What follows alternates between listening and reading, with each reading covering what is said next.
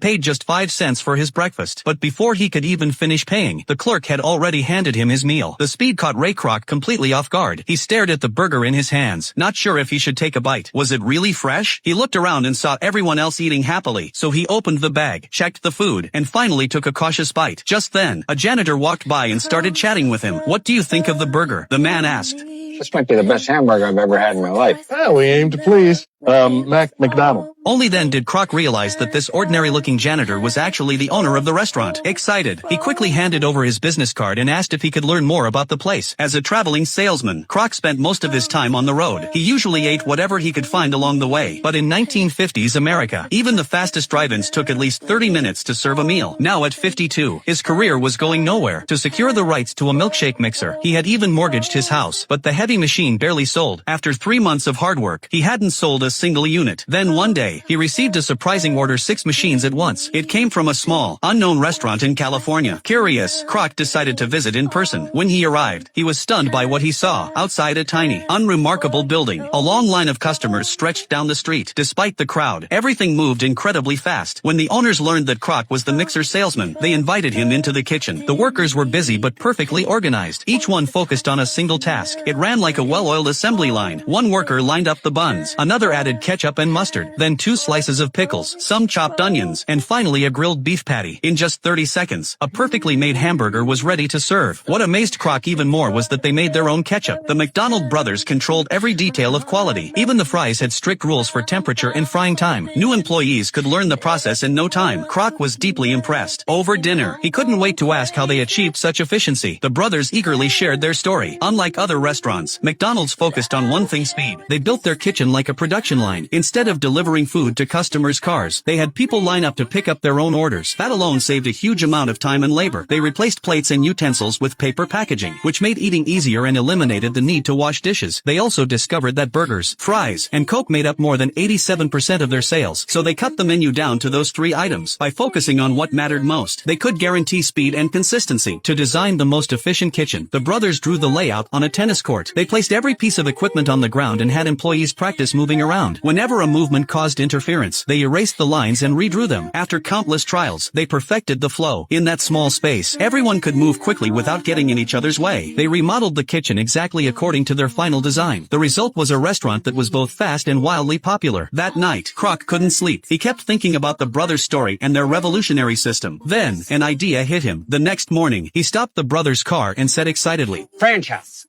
Beg pardon? Franchise.